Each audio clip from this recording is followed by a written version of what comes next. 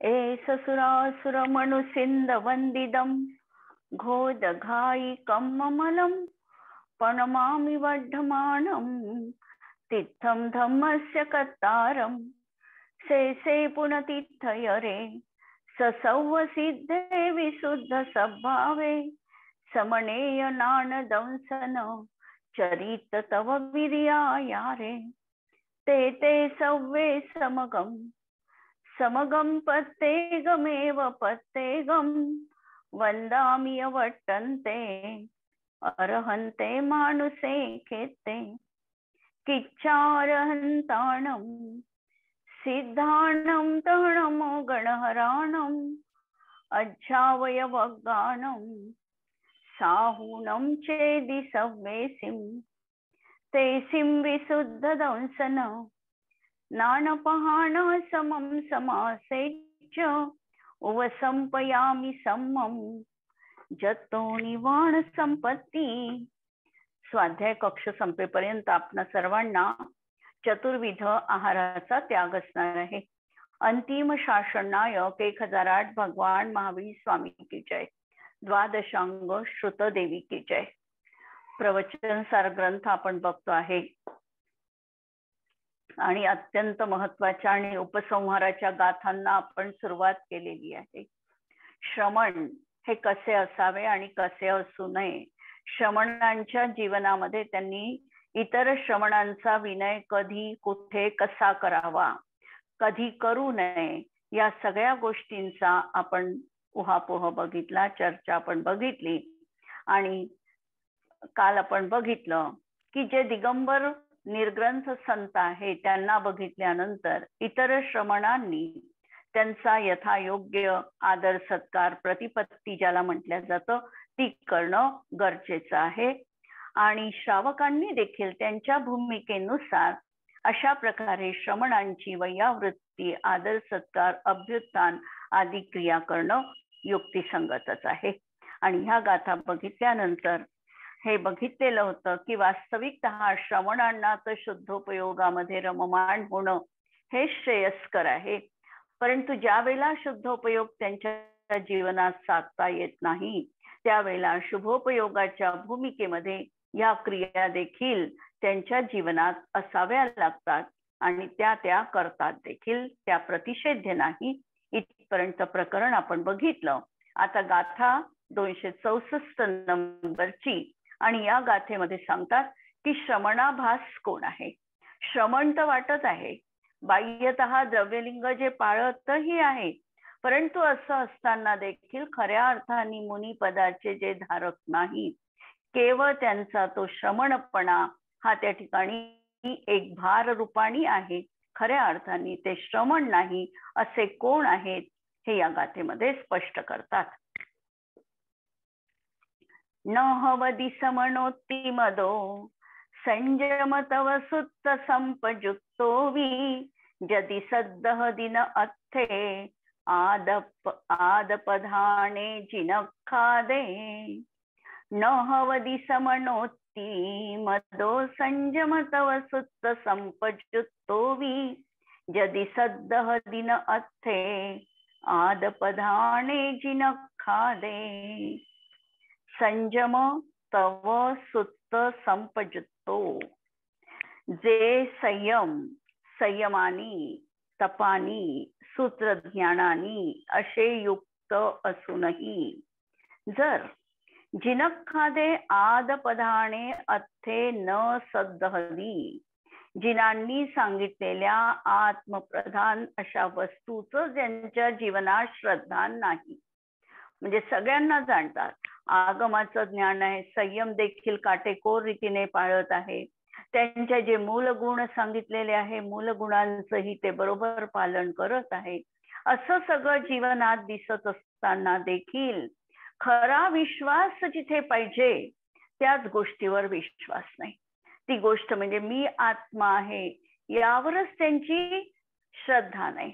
हाच आत्मविश्वास जर त्यांच्या जीवनात नसेल आणि बाकी सगळ्या गोष्टी ते करत आहे तर असे जे आहे समनो न हवदी ती मदो असं आगमामध्ये परमागमामध्ये सांगितलेलं आहे.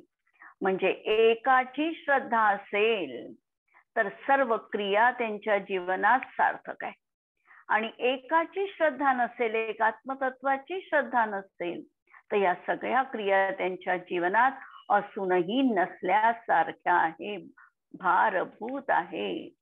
जर आत्मश्रद्धा आहे, आत्मभान आहे, आत्मप्रतीती आहे, मी आत्मा आणि या सगळ्या वस्तू पर, अशा प्रकारचं भेदज्ञान ज्यांच्या प्रतीती मध्ये आहे ते खरे श्रमण आहे. आणि मग त्यांच्या जीवनामध्ये असलेल्या ज्या संयम आराधना असेल, तप असेल, ज्ञानाची प्राप्ती असेल, या क्रिया त्यांच्या जीवनात नैसर्गिक आहे, अकृत्रिम आहे, सहज त्यांच्या जीवनामधली ती परिणती आहे. टीका पहा. जो आगमज्ञ असूनही, म्हणजे आगमाचा ज्ञाता आहे, पण कसा? शाब्दिक ज्ञानाचा ज्ञाता आहे, प्रतीतियुक्त ज्ञानाचा ज्ञाता नाही. संयम असूनही आणि तपस्वी असूनही, जिनोक्त अनंत पदार्थांनी भरलेल्या या विश्वासे, की जे विश्व आपल्या आत्म्याकरवी ज्ञेय रूपाने जणू पिऊन टाकलेले आहे, तरी त्याला अनंत पदार्थ रूप असा या विश्वाचं, आणि अनंत पदार्थ ज्या आत्मपदार्थात ज्ञात होतं, अशा या आत्मपदार्थाचं जर श्रद्धा जीवनात नसेल तर तो श्रमणाभास आहे. जो ज्ञान स्वभावी आत्म्याचे आणि तत्पूर्वक वस्तुमात्राच्या स्वभावाचं श्रद्धान करत नाही, तो श्रमणाभास आहे. म्हणजे पहिल्यांदा तर कोणाच्याही जीवनात सम्यक दर्शनाची प्राप्ती होणं अनिवार्य आहे. सम्यक दर्शन प्राप्त झाल्यानंतर त्याचं ज्ञान समीचीन झालेलं आहे, त्याचं व्रत समीचीन बनलेलं आहे, संयमाचा देखील तो यथार्थ आचरण करणार आहे, त्याच्या जीवनात खऱ्या अर्थाने सम्यक चारित्र्य अवतरित झालेलं आहे. आणि जिथे श्रद्धाच डांबडोलाय, जिथे आत्मतत्वावरच विश्वास नाही, तिथं त्याचं आचरण कितीही चांगलं वाटत असलं आणि दुरून त्याच्या आचरणामध्ये काहीही बाधा वाटत नसली, तरी मुळात त्याच्या श्रद्धेमध्ये बिघाड असल्यामुळे चारित्र्य देखील मिथ्या चारित्र्य या संज्ञेलाच प्राप्त होतं.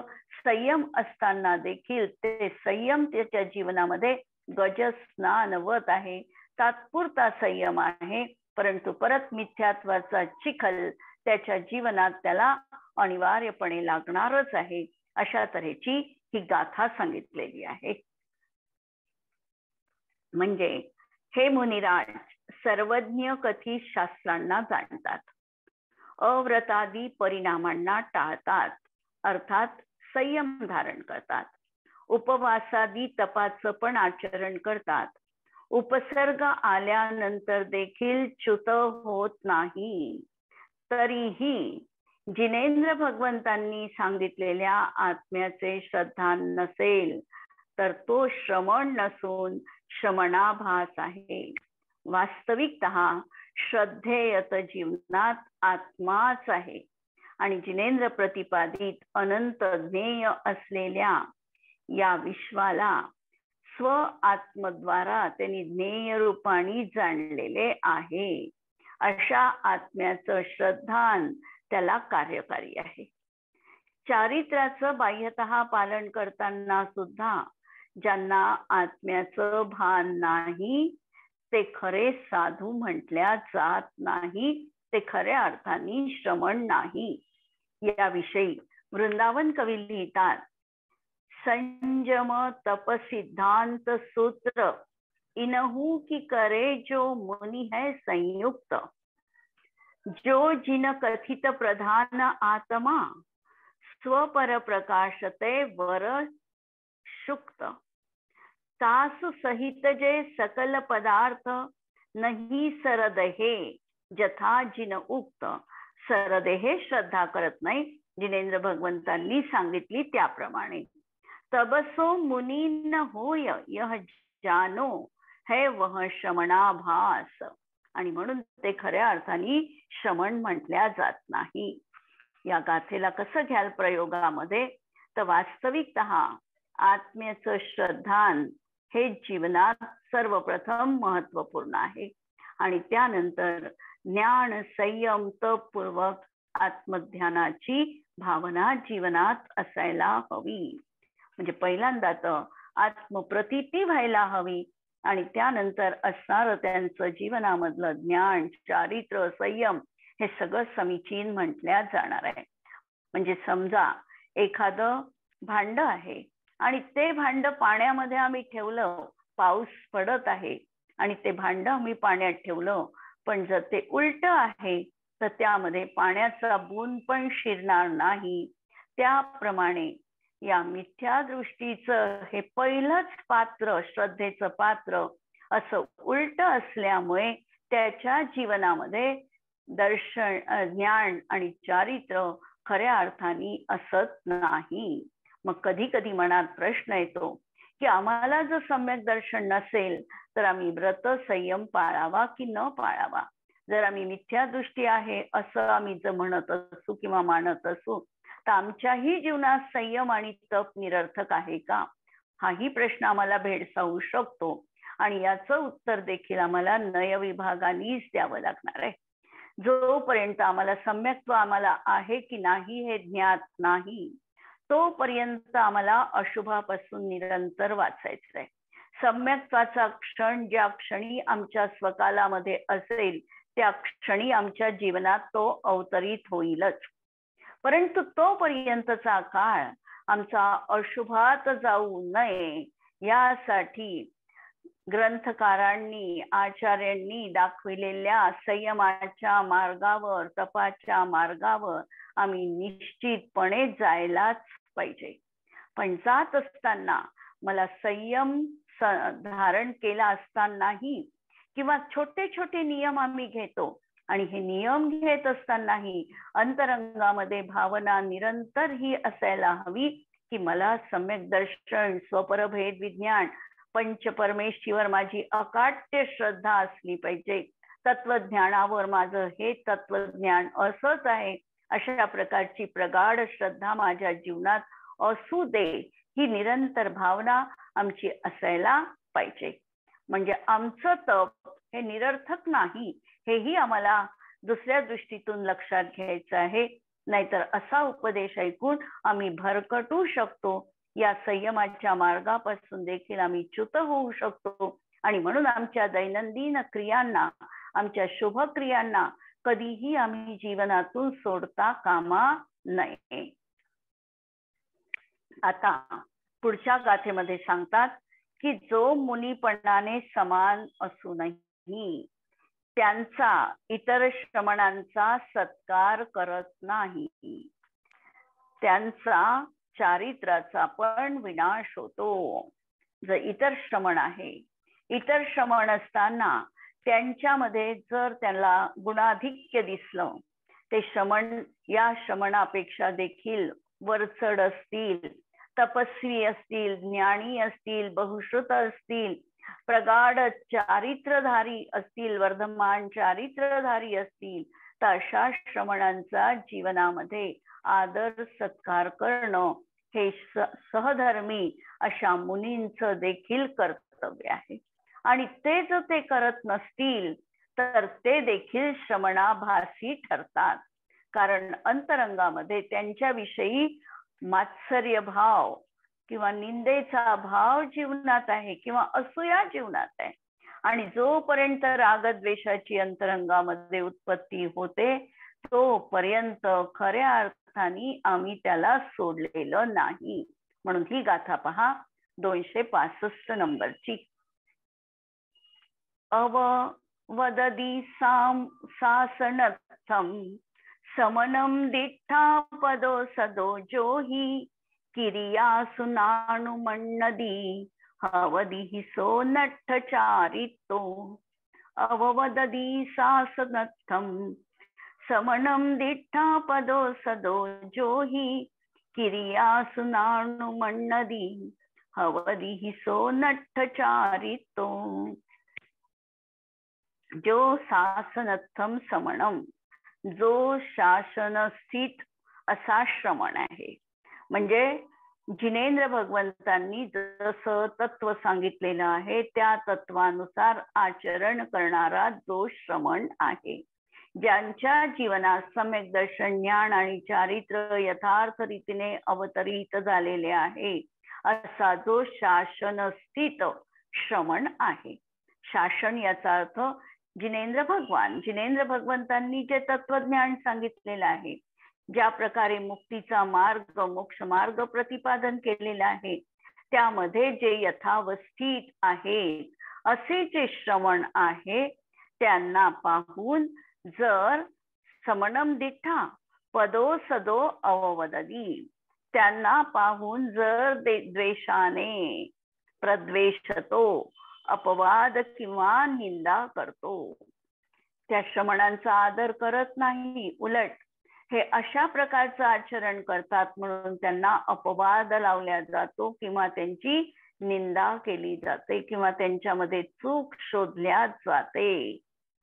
क्रियासु नानुमन्नदी, अभ्युत्थानादी क्रियांनी त्यांचा सत्कार करण्यामध्ये जो प्रसन्न चित्त होत नाही, त्यांच्या बाह्य देखादेखी तो क्रिया करेल देखील, परंतु अंतरंगामध्ये मात्सर्य आहे, असूया आहे आणि त्यामुळे या क्रिया करत असताना देखील खेद खिन्नतेचा अनुभव करतो. प्रसन्न चित्त तो होत नाही. गुणी जनों को देख हृदय में मेरे प्रेम उमडावे अशी भावना त्याच्या जीवनात उत्पन्न होत नाही.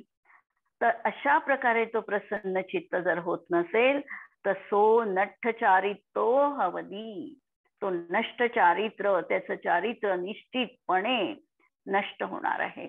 कारण त्यांनी दुसऱ्याच्या असणाऱ्या अशा सम्यक चारित्राला दूषण लावलेलं आहे. चारित्राला दूषण लावलं तर त्याच्या पण परिणामांमध्ये हिनकसता आली या श्रमणाच्या. त्यामुळे तो चारित्रापासून निश्चितपणे ढळणार आहे. ज्याचा विचार असा संकुचित आहे, ज्याची मनोवृत्ती अशी संकुचित आहे की माझ्यापेक्षा कुणीही वरचढ नाही, अशा प्रकारची ज्याची अहम मान्यता आहे, त्याच्या जीवनात खऱ्या अर्थाने चारित्र संभवनीय नाही.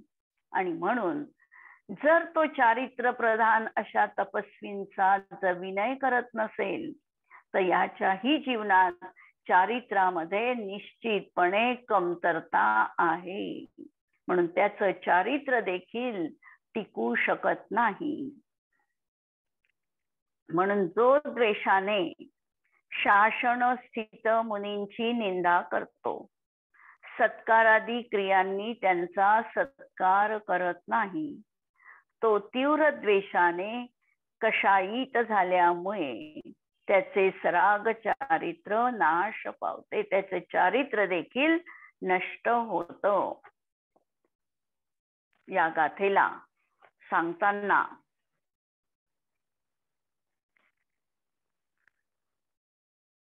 जर ते मुनी इतर मुनींचा विनय न ठेवता जर द्वेष करत असतील तर त्यांचं चारित्र नष्ट होतं.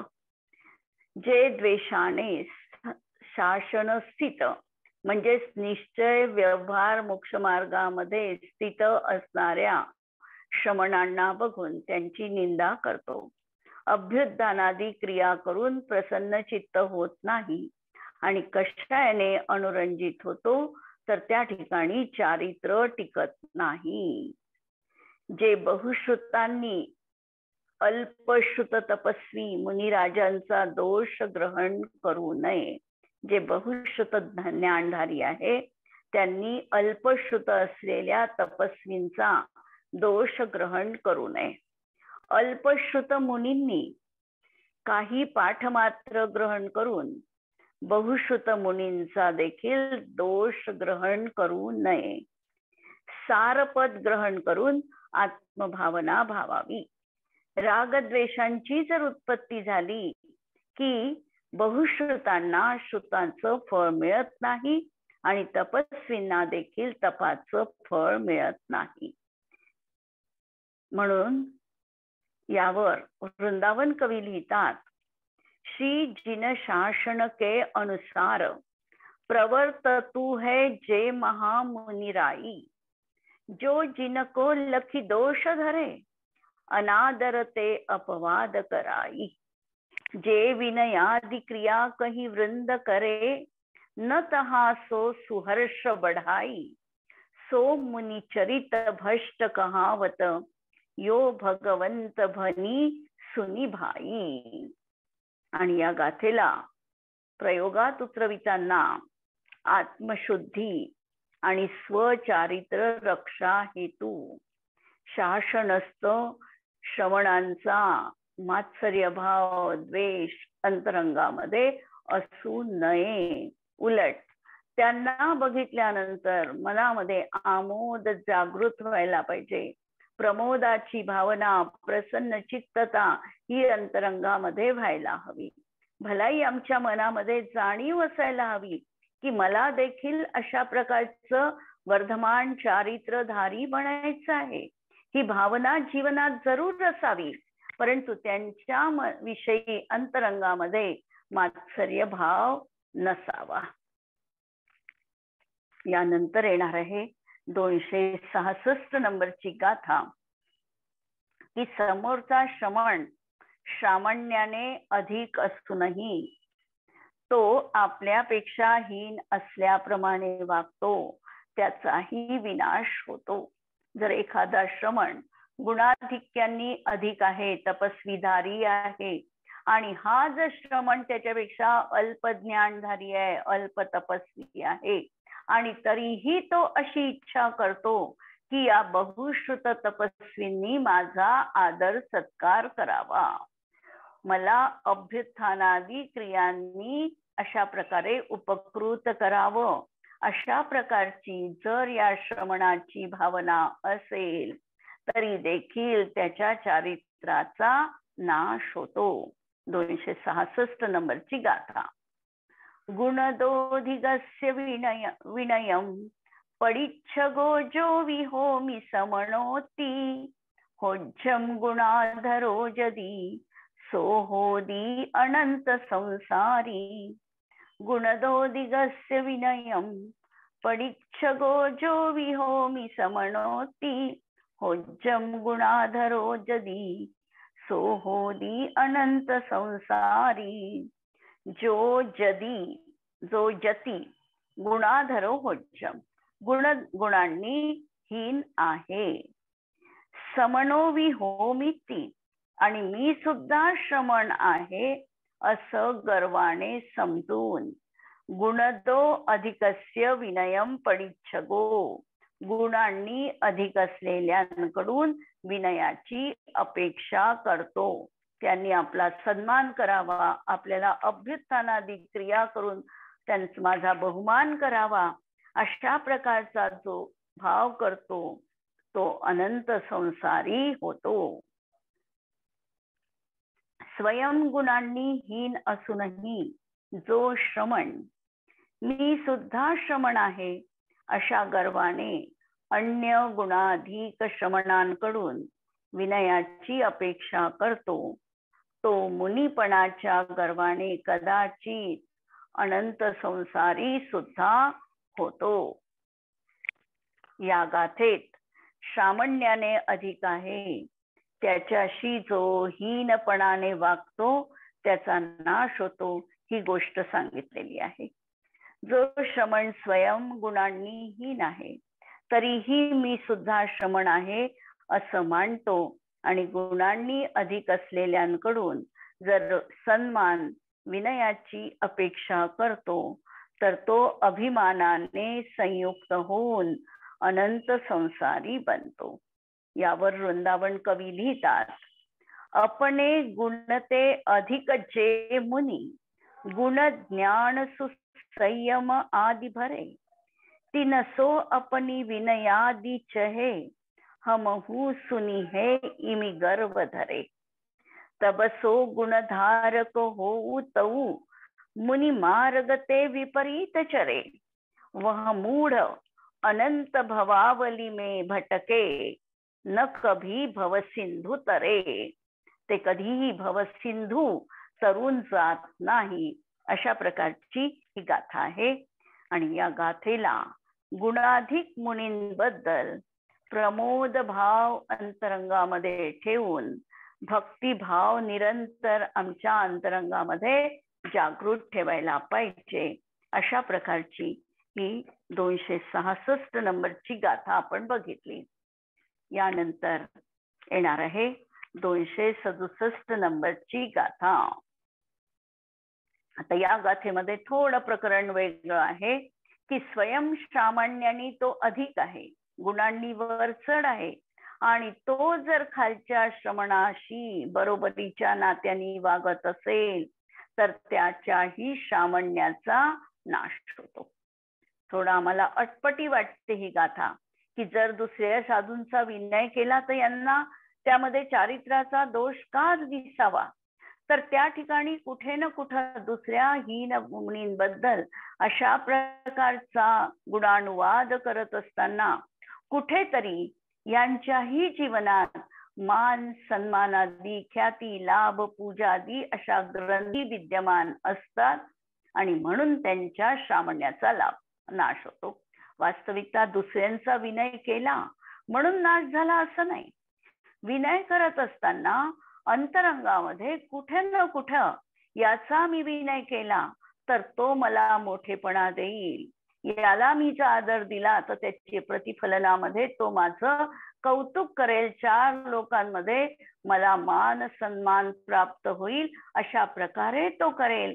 ही भावना जर मुनींच्या मनात आली असेल तर चारित्र्याचा त्यांचाही नाश होतो. अशी ही गाथा 267 नंबरची.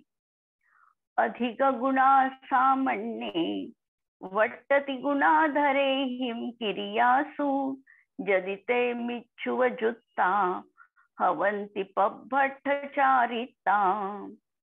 अधिक गुणा सामण्ये वट्टन्ति गुणाधरे हिम किरियासु जदिते मिच्छुव जुत्ता हवंति पभट्टचारिता.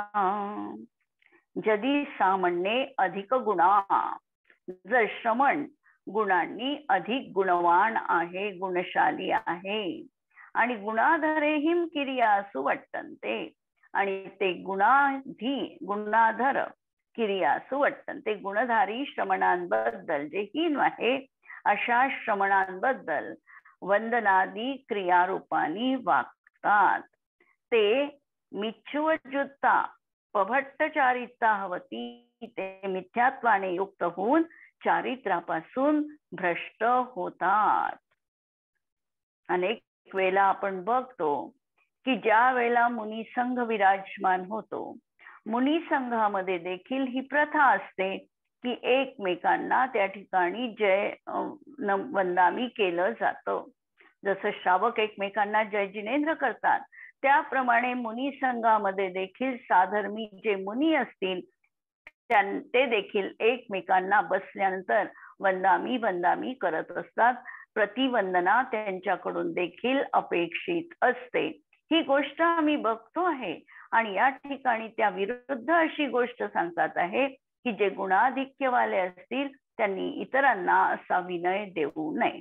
जर आम्ही शुद्ध द्रव्यार्थिक नयाच्या दृष्टीतून या गोष्टीचा विचार केला तर त्या ठिकाणी कधी कधी आगमामध्ये आम्हाला असंही कथन वाचायला मिळतं की जो एखादा निगोदी जीव आहे त्याच्यामध्ये देखील भावी काळामध्ये मुक्तीला जाण्याची योग्यता विद्यमान असू शकते.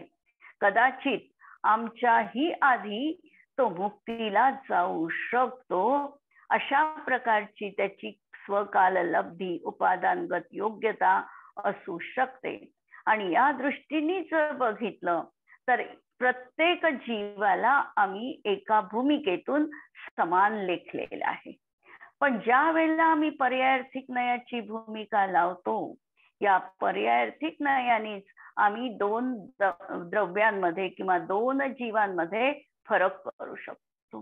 तिर्यंच गतीमधला जीव तिर्यंचच आहे, मनुष्य पर्यायीतला जीव मनुष्यच आहे, असा जो आम्ही फरक दाखवणार आहे हे पर्याय सापेक्ष कथन आहे. म्हणून कुठे कोणत्या नयांनी कथन आहे हे आम्हाला समजणं गरजेचं आहे. इथे कथन पर्यायार्थिक नयाची विवक्षा ठेवून आलेला आहे आणि म्हणून पर्यायार्थिक दृष्टीने जर ते श्रेष्ठ आहेत तर त्यांनी त्या पर्यायीला इथे वंदना करणं योग्य नाही. तसं आम्ही जर बघितलं तर आम्ही आज देखील या उत्सर्पिणी काळामध्ये जे प्रथम तीर्थंकर होणार आहे त्यांना आम्ही वंदन करतो. त्यांची 24वी आजच आम्ही 3/24 अंतर्गत स्थापन केलेली आहे. ही भावी काळाची 24वी आहे म्हणून आम्ही वंदना देखील करतो. उदाहरणार्थ आपल्याला पाहायचं असेल तर श्रेणिक राजाचा जीव. श्रेणिक राजाचा जीव आज कुठे आहे असा विचार केला तर आज पहिल्या नरकामध्ये ते आपलं आयुष्य भोगत आहे. आणि त्यांचं आयुष्य पूर्ण झाल्यानंतर उत्सर्पिणी काळामध्ये ते प्रथम तीर्थंकर महापद्म नावाचे होणार आहे. जेव्हा आम्ही भावी तीर्थंकर म्हणून त्यांची पूजा करतो, ही कोणत्या नयाने करतो तर आम्ही द्रव्यार्थिक नयाने करतो. जर पर्यायार्थिक नयाने बघितलं तर त्यांची आम्ही पूजा आज करू शकत नाही, कारण ते आज तर नरकामध्ये आहे. पहिल्या नरकात ते दुःख भोगत आहे. आणि हे असं कथन आम्ही प्रत्येक वेळेला सापेक्ष दृष्टीतून लावून घ्यायचं असतं. हे कथन जर आम्हाला योग्य पद्धतीने समजलं आणि लावता आलं तर आमचा कुठेही गडबड गोंधळ होत नाही. सगळं आम्हाला शास्त्र सुसंगतरित्या घटित होतं. इथे पण जे कथन आलेले आहे हे पर्यायार्थिक नयाने आलं की एखादा श्रमण गुणांनी अधिक आहे, म्हणजे पर्यायाच्या दृष्टीतून वर्धमान श्रेणीवाला आहे, तर त्यांनी खालच्या भूमिकेतल्या श्रमणांचा योग्य आदर सत्कार, म्हणजे काहीही त्यांनी आदर सत्कार करणं गरजेचं नाही. आणि ज्या वेळेला ते जर असा आदर सत्कार जाणीवपूर्वक करत असतील तर मात्र त्यांच्या अंतःकरणात स्वयंच्या कुठे ना कुठं अशा प्रकारच्या मिथ्या भावना जिवंत असल्या पाहिजे की मला याही श्रमणाकडून प्रतिफलन रूपाने अशा प्रकारचा वंदना आदी भाव उपस्थित व्हावा, मान सन्मान मिळावा, ख्याती लाभ व्हावा हा भाव असेल. अशा तऱ्हेची ही गाथा आपण या ठिकाणी बघितली. म्हणून टीका पहा.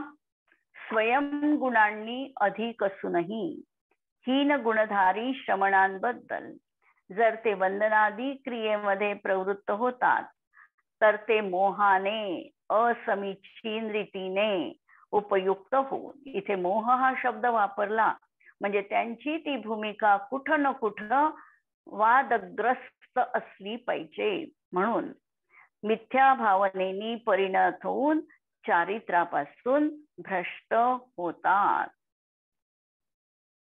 आणि या गाथेला आपण बघू आता.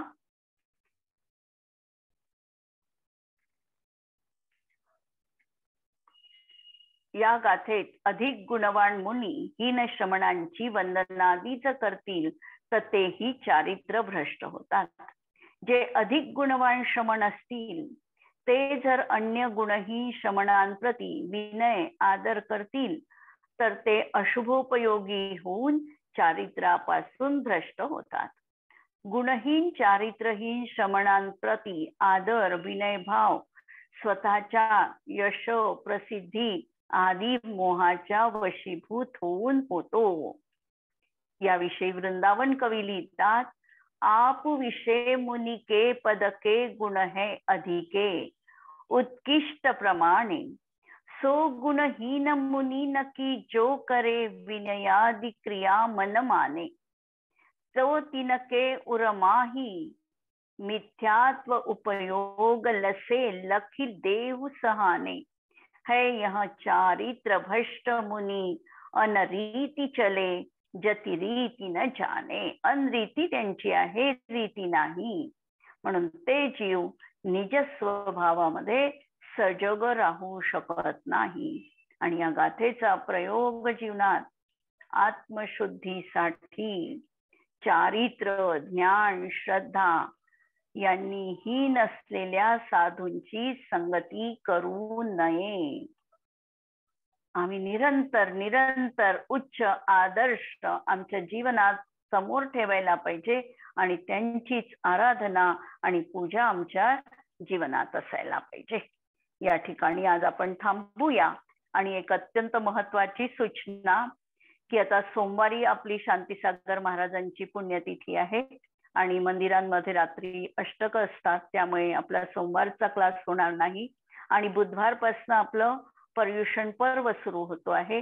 यावेळी सगळं ऑफलाईनच असल्यामुळे मंदिरांमध्ये सगळ्यांची मंदिरं खुली झालेली आहे, त्यामुळे मंदिरांमध्ये कार्यक्रम असल्यामुळे आपण सोमवारपासूनच पर्युषण पर्व संपेपर्यंत 12 तारखेपर्यंत आपण या क्लासला सुट्टी घेतो आहे.